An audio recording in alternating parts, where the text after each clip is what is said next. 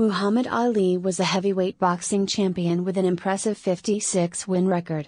He was also known for his brave public stance against the Vietnam War.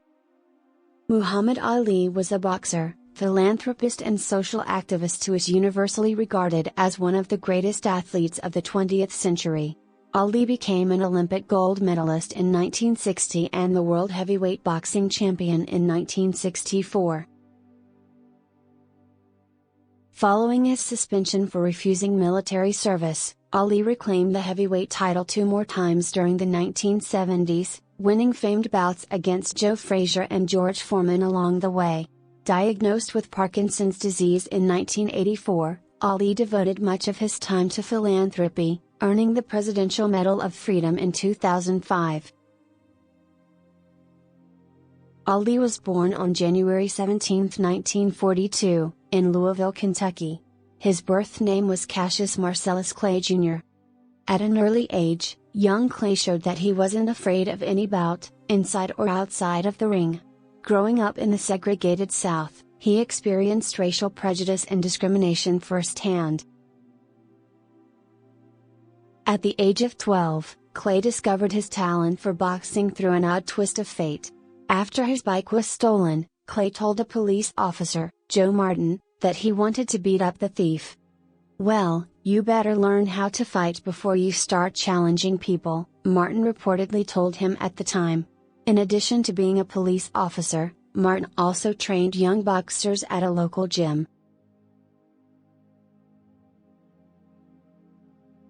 Klay started working with Martin to learn how to spar and soon began his boxing career. In his first amateur bout in 1954, he won the fight by split decision. Klay went on to win the 1956 Golden Gloves tournament for novices in the light heavyweight class.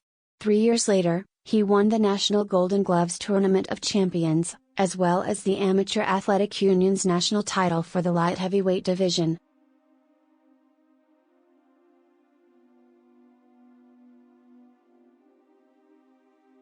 In 1960, Klay won a spot on the U.S. Olympic boxing team, and traveled to Rome, Italy, to compete. At 6 feet, 3 inches tall, Klay was an imposing figure in the ring, but he also became known for his lightning speed and fancy footwork. After winning his first 3 bouts, Klay defeated Zbigniew Pietrzykowski of Poland to win the light heavyweight Olympic gold medal.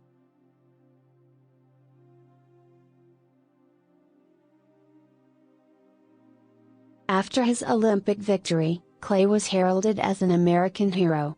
He soon turned professional with the backing of the Louisville sponsoring group and continued overwhelming all opponents in the ring. Ali started a different kind of fight with his outspoken views against the Vietnam War. Drafted into the military in April 1967, he refused to serve on the grounds that he was a practicing Muslim minister with religious beliefs that prevented him from fighting. He was arrested for committing a felony and almost immediately stripped of his world title and boxing license. The U.S. Department of Justice pursued a legal case against Ali, denying his claim for conscientious objector status. He was found guilty of violating selective service laws and sentenced to 5 years in prison in June 1967 but remained free while appealing his conviction.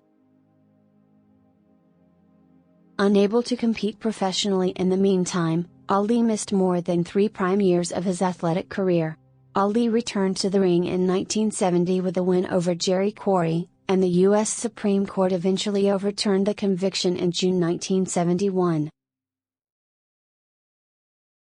Ali had a career record of 56 wins, 5 losses and 37 knockouts before his retirement from boxing in 1981 at the age of 39.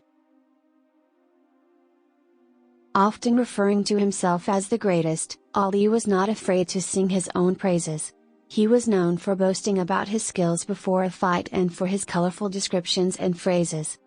In one of his more famously quoted descriptions, Ali told reporters that he could float like a butterfly, sting like a bee in the boxing ring. A few of his more well-known matches include the following. After winning gold at the 1960 Olympics, Ali took out British heavyweight champion Henry Cooper in 1963. He then knocked out Sonny Liston in 1964 to become the heavyweight champion of the world. In 1971, Ali took on Joe Frazier in what has been called the fight of the century.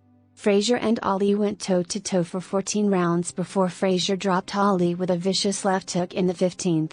Ali recovered quickly, but the judges awarded the decision to Frazier, handing Ali his first professional loss after 31 wins.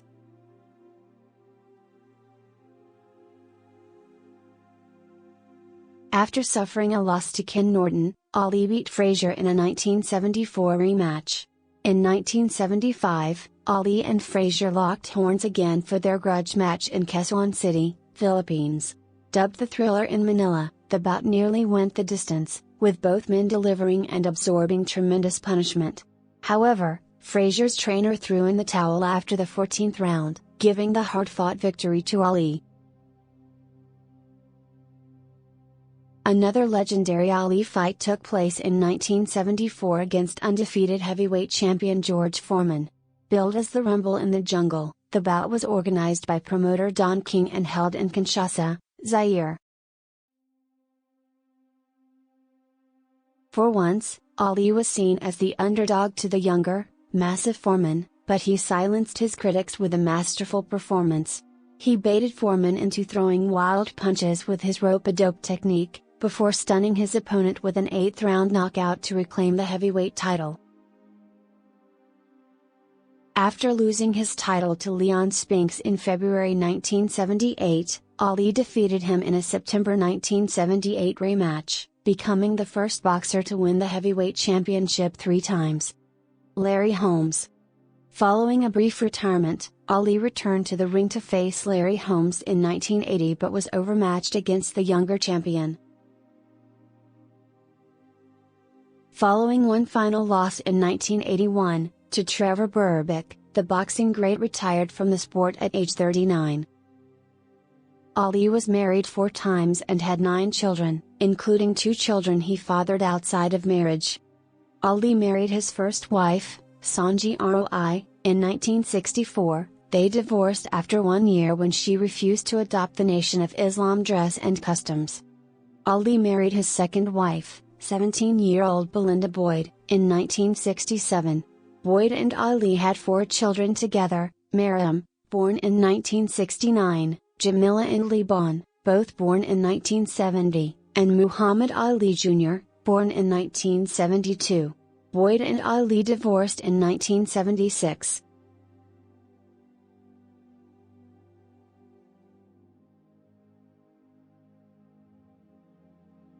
At the same time Ali was married to Boyd, he traveled openly with Veronica Porch, who became his 3rd wife in 1977.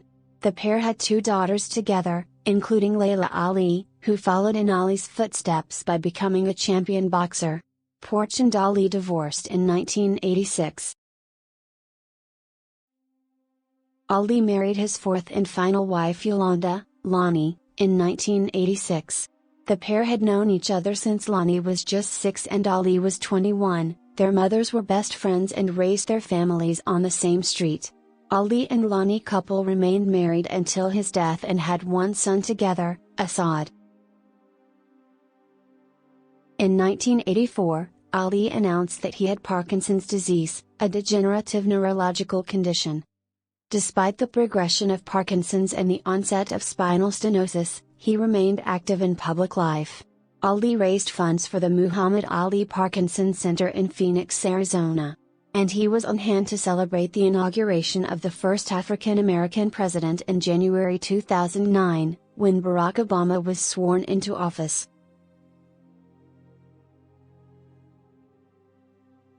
A few years before his death, Ali underwent surgery for spinal stenosis, a condition causing the narrowing of the spine, which limited his mobility and ability to communicate. In his retirement, Ali devoted much of his time to philanthropy. Over the years, Ali supported the Special Olympics and the Make-A-Wish Foundation, among other organizations. In 1996, He lit the Olympic cauldron at the Summer Olympic Games in Atlanta, an emotional moment in sports history. Ali traveled to numerous countries, including Mexico and Morocco, to help out those in need. In 1998, he was chosen to be a United Nations Messenger of Peace because of his work in developing nations. In 2005, Ali received the Presidential Medal of Freedom from President George W. Bush. Soon after Obama's 2009 inauguration, Ali received the President's Award from the NAACP for his public service efforts. Ali opened the Muhammad Ali Center in his hometown of Louisville, Kentucky, in 2005. "I am an ordinary man who worked hard to develop the talent I was given," he said. "Many fans wanted to build a museum to acknowledge my achievements. I wanted more than a building to house my memorabilia. I wanted a place that would inspire people to be the best that they could be at whatever they chose to do, and to encourage them to be respectful of one another." Actor Will Smith played Ali in the biopic film Ali, released in 2001. Ali died on June 3, 2016, in Phoenix, Arizona, after being hospitalized for what was reportedly a respiratory issue. He was 74 years old. The boxing legend had been suffering from Parkinson's disease and spinal stenosis. In early 2015, the athlete battled pneumonia and was hospitalized for a severe urinary tract infection. Years before his passing, Ali had planned his own memorial services, saying he wanted to be inclusive of everyone, where we give as many people an opportunity that want to pay their respects to me, according to a family spokesman. The three-day event, which took place in Ali's hometown of Louisville, Kentucky, included an I Am Ali Festival of Public Arts, entertainment and educational offerings sponsored by the city, an Islamic prayer program and a memorial service. Prior to the memorial service, a funeral procession traveled 20 miles through Louisville, past Ali's childhood home, his high school, the first boxing gym where he trained, and along Ali Boulevard as tens of thousands of fans tossed flowers on his hearse and cheered his name.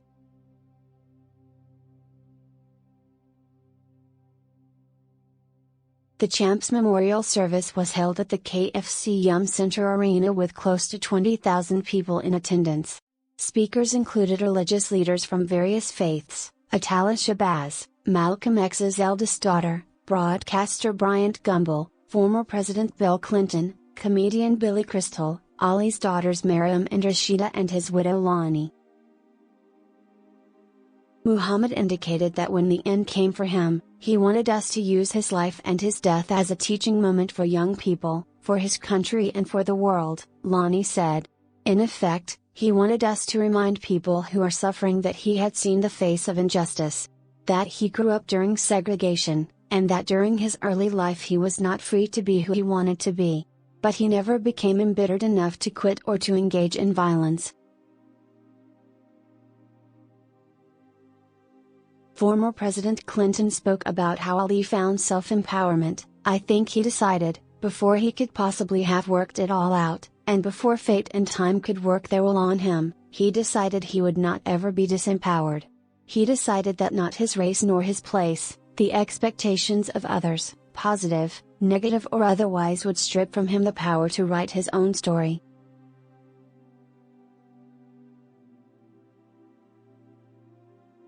Crystal, who was a struggling comedian when he became friends with Ali, said of the boxing legend, "Ultimately, he became a silent messenger for peace, who taught us that life is best when you build bridges between people, not walls."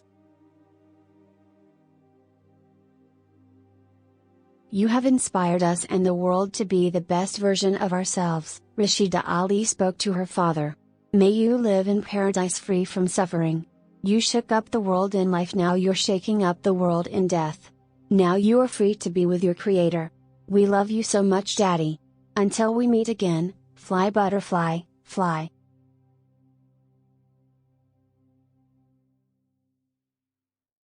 Pallbearers included Will Smith and former heavyweight champions Mike Tyson and Lennox Lewis.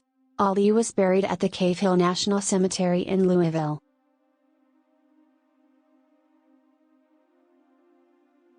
Ali's stature as a legend continues to grow even after his death. He is celebrated not only for his remarkable athletic skills but for his willingness to speak his mind and his courage to challenge the status quo.